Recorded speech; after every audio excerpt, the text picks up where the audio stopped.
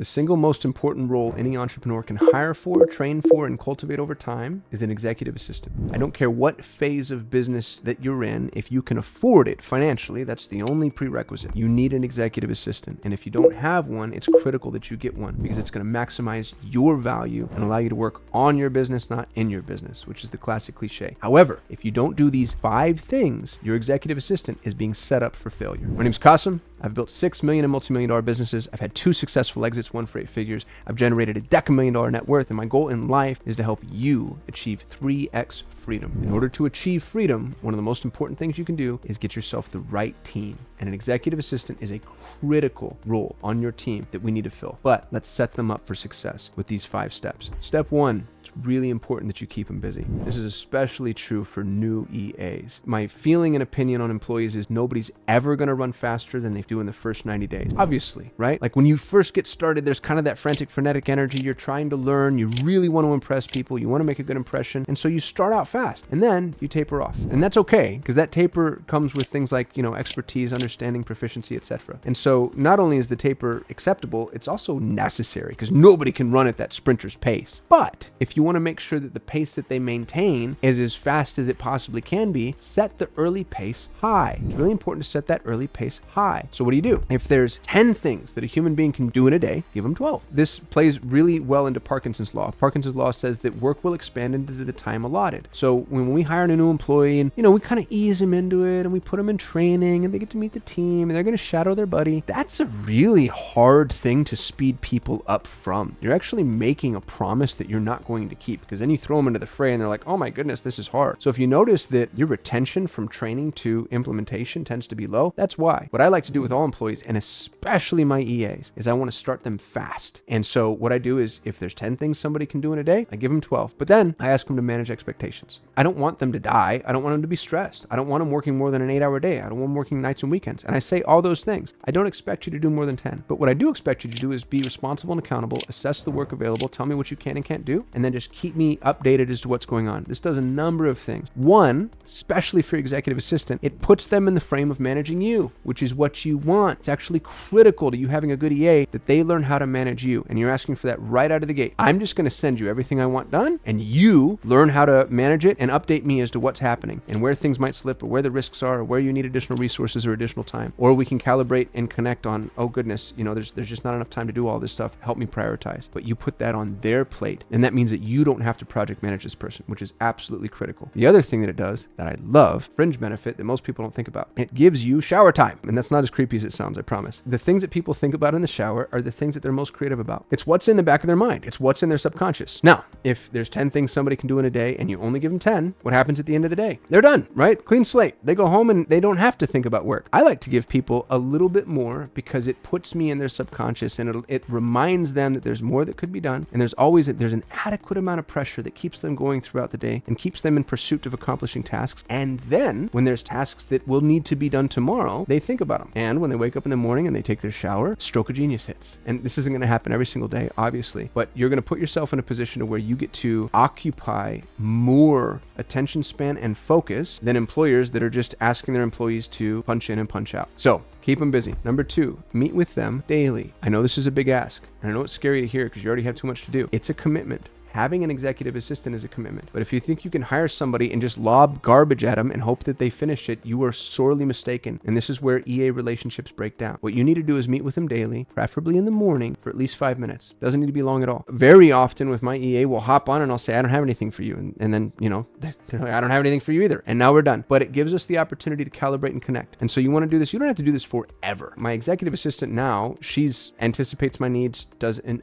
ungodly amount of work for me. She's amazing. She's so efficient. We don't have to meet rarely ever. But I have a young man that runs my special initiatives department who's something like an assistant, and he and I meet every single day because the work that I send him is opaque and there's a lot of questions and neither of us are sure where things are going. And so it requires that calibration. This ensures that you are not a bottleneck. It ensures that they're able to ask you questions. It allows you to see some progress and maybe direct that progress as is necessary. More often than not, when the EA relationship fails, it's the entrepreneur, not the EA. Obviously, right? The entrepreneur is the more complex problem, right? They're the ones bringing all the businesses and the issues and the ideas and the employees, and they're the ones that need the help. In order to mitigate that that risk, meeting with your executive assistant daily, especially in the very beginning, puts you in a position to really begin to see what's working and what's not, and then calibrate accordingly. So set that time aside, and then you can taper down as is necessary. Number 3, find their genius. One of my favorite quotes of all time, which I think is improperly attributed to Einstein, is, if you judge a fish by its ability to climb a tree, it will spend its whole life thinking it's stupid. Here's what's horribly sad about the way that we're taught to manage people. Let's say that you give people 10 tasks, okay? So there's 10 little things on their desk to do. They're going to do 2 of them horribly. They're just going to suck at them. And they're going to try. It's not that they're not going to try, right? Because they're a good person and they're industrious and they're proactive, but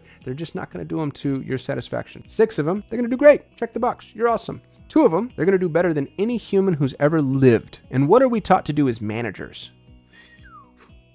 Focus on the things they suck at. Don't worry, kiddo, we're going to get you there. We're going to build a performance improvement program, and you're going to take some extra training, and why don't you shadow Johnny? Because Johnny's really good at this. Why do we do that? Stop asking him to do those 2 things. Instead, go focus on the 2 things that they're better at than any human being in the world. As a matter of fact, in a perfect world, that becomes their new job. That's their zone of genius. This is why I love the role of executive assistant, because it's a flywheel for talent. It allows you to bring in amazing humans, test them across multiple levels of proficiency, see what they're best at, and then put them in a role where they really get to make an impact, and an impact that's substantially larger than any other person could make, because you found their realm of genius. So when you find somebody's genius, put them on a paved road, meaning get everything else out of the way, take the things off of their plate that they suck at, and then let them go off as far and fast as they possibly can. Your EA shouldn't be your EA for very long. My first executive assistant became my director of social. My second executive assistant became my director of automations. My third executive assistant became my CTO, managed my entire exit, and is now my business partner and one of my very best friends. I didn't know any of those things were going to happen on the outset though, and I wouldn't have been able to read that on any of their resumes because I didn't have the opportunity to test them. So give your EA a diversity of work and then find their genius. And when you find it, pursue it, and don't ask them to do stuff that they suck at. Obviously, there are going to be tasks that are just critical to the job. Chances are you've already worked through those in the job description, right? That was part of the hiring process. So the big blocks, I understand, critical.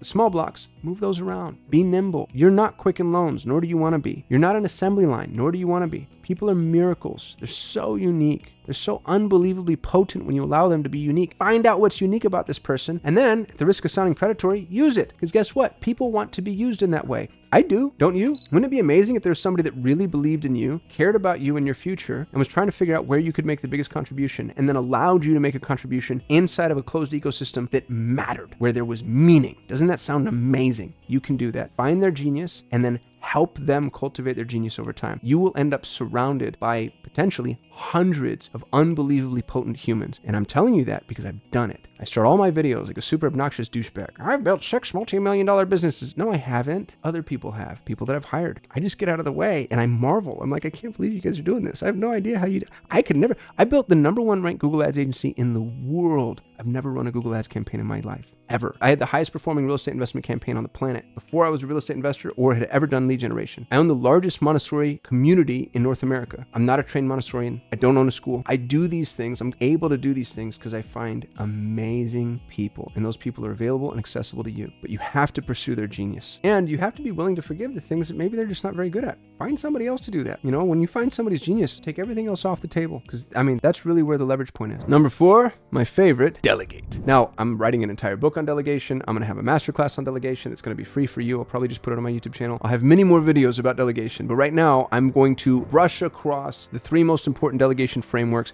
just for the sake of brevity and time. The first and the most important is delegate projects, not tasks. When you delegate tasks, you're the project manager. Congratulations, you own that project. Best of luck to you. When you delegate projects, you actually give somebody ownership of something that is of value end to end. Now, in the very beginning, when you're first starting with your executive assistant, it's okay to delegate smaller projects because you're learning each other. They're learning you, you're learning them, you're trying to figure out how you work, and you need to see what kind of input they need and what kind of feedback they need. So instead of asking them to write the book, ask them to write, research the table of content, right? So instead of asking them to build the website, ask them to create the sitemap. That's still a project because it requires research, competitive analysis, and understanding the available content, understanding the goals. It's a project, but it's a smaller project. And then as you build trust with them and they start to trust that you are going to respond positively towards the things that they create, then you can delegate larger and larger projects. So the first piece of advice I'll offer you with delegation is delegate projects, not tasks. Number 2, which is tied to number one is the black box of delegation. And I talk about this a lot. The black box of delegation says that you provide somebody with the resources. Here's, all the money I'm willing to spend, the software available to you, our brand guidelines, all the key stakeholders, other members of the team that can be involved, vendors, et cetera, et cetera, et cetera, et cetera, et cetera, assets, downloads, this Google Drive folder, whatever. Here's everything that you have available to you. Here is my desired end result. I want a widget. I want a website. I want a training program. I want a whatever it is, it's complete. I want it completed this. Here are all your resources. Here's what I want. What happens in the middle? None of my business. It's a black box. This goes in the box. This comes out of the box. As long as those two things are true, right? You use the resources I asked you for, and no more than that. You produce what it has asked you for. Great. Fantastic. Stop entering the box, because the minute you do, something horrible happens. The minute you begin micromanaging, and it's not even necessarily micro, to be honest with you, but the minute you begin managing the process, they take their hands off the wheel, and so should they. Because guess what? Boss is driving now. And no matter what happens, the output is now your responsibility, even if the changes that you made were minor, even if you just observed. To be honest with you, you stepped in the room and just watched people work. You are now influencing and impacting the output to a degree that makes it yours. So give them the resources, tell them the output, and then wait for the output. And then this, you can say like, oh, you know what, guys? Let's talk about how this could be better, how this could be improved, or let's optimize, let's calibrate. The black box framework keeps you from having to manage the project. It puts you in a position where you're actually delegating, because the point of delegation is to free up your time to do other things. So, black box of delegation. The third framework I'll give you for delegation is, I actually don't have a good name for it. If you can think of a better name, I'd love you forever. Hit me in the comments. Right now, I'm just gonna call it the soccer ball theory of delegation. My 7-year-old loves to play soccer. And the thing that's really interesting to me about soccer is, unlike most sports, right? So unlike tennis or racquetball or basketball or golf or bowling or, I don't know if bowling's a sport per se, but you know what I'm saying. The interesting thing about soccer is you're not trying to score most of the time. Most sports are very goal oriented almost immediately. And with soccer, you're just trying to kick the ball to the latter 20% of the field, and then we're going to figure out how to score. So you're not even kicking the ball in the direction of the goal per se. You're just kicking it down the field. I love that as an analogy for delegation. You don't try to score right out of the gate. Just kick the ball down the field. And so what this generally means is delegate enough to move the project forward with the understanding that you're not necessarily going to score, right? You're not going to get everything that you need right out of the gate from that one piece of delegation procedure. And this is where most people fail, because they'll say things like, oh, I wanted to run an online challenge, and so I needed a sales funnel for my challenge that included the funnel and the CRM and all the ads, and I delegated that. When I came back, it wasn't perfect. Delegation doesn't work. You have to do everything yourself. No, that's not true at all. You're trying to score right out of the gate. Kick the ball down the field. Hey, we want to run this online challenge. We're going to need a sales funnel. Do me a favor, go research everybody else in the space that's done it, or anybody that's done anything analogous to it, and come back to me with project plan, black box, right? That's a really good project to delegate. Come back to me with a project plan for how we're going to build this. What is the funnel going to look like? What's the setup on the CRM? What's the pipeline? What are the goals? What are the ads? Bam, kick it down the field. Chase it, right? We kick the ball, chase the ball, kick the ball, chase the ball, kick the ball, chase the ball. Where magic really happens is when you're not the one chasing it. It's when your EA is chasing it, and that's when you know you have a really symbiotic relationship. But you have to delegate. If you're just asking your EA to do a smattering of tasks, that's not a role that's going to last. When it comes time to tighten your belt, it's really easy to get rid of those people because they're not really helping you, right? They're just they're playing assist, but they're not managing anything that you wouldn't be able to do without them. The goal with an EA is to think to yourself like, gosh, I don't know what I would do without them. That level of reliance means that you have somebody that's bearing weight. Number 5, give meaningful feedback. Now, the reason I said that obnoxiously is because I call this the fact versus feeling framework. The fact versus feeling framework says, if this is a fact, I offer the feedback. If it is a feeling, I keep it to myself. Otherwise, we go back to the authorship creates ownership. If you give people feedback on things that are subjective, then you are now assuming ownership and they're no longer the author of that project. This means don't micromanage. This means let certain things go. This means that people aren't going to do it the way that you want them to do it, but it doesn't mean that it's wrong. You don't necessarily have to like the colors of that brochure or the logo of that new business or insert any subjective thing here. If it's an objective truth, if you're like, no, that actually violates our values or our brand guideline or the sentiment that I want to offer clients, great. That's a fact.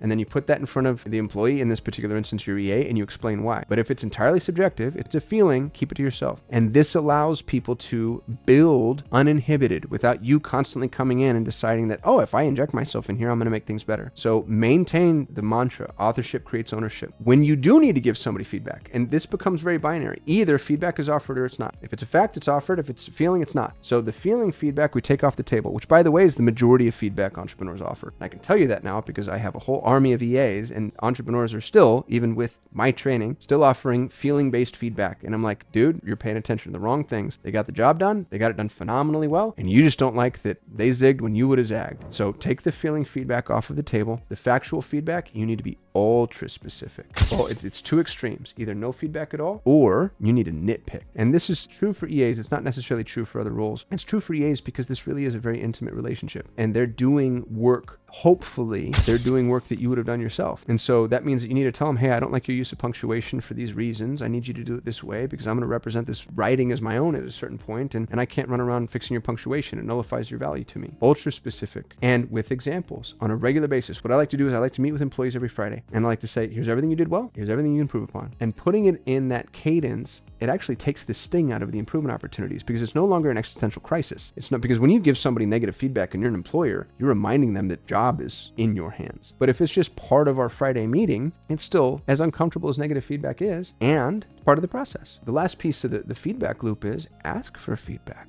What can I do better? How can we make this a better job for you? How can we make this a better fit? How can I improve as an employer? We don't like hearing that, but generally speaking, when the feedback comes, it's really worth paying attention to because it's almost always true. And you cannot respond. If you want the truth, you can't respond negatively. So when people begin to give you feedback, you have to make them feel safe in order to even begin to receive it. And then when they, they're going to kind of whisper it out in the very beginning because they're testing the waters because most bosses don't let me do this. And then when they're like, oh, this person actually responded really well. Now you put yourself in a position to be peers and to be coached by them as you're coaching them, which is what you want. It's what you want. It creates that symbiotic relationship where your EA is really providing a level of value that exceeds what you could possibly pay for. That's leverageable. That's scale. That's what you're aiming for. So as I mentioned, the executive assistant role is the most powerful you'll ever have in your organization. It's the most important for you to cultivate, but you're setting your EA up for failure if you're not doing these 5 things. So I hope this was helpful. If there are things that I'm missing or things that you'd like to add, hit me in the comments. Otherwise, I'll see you in the next video.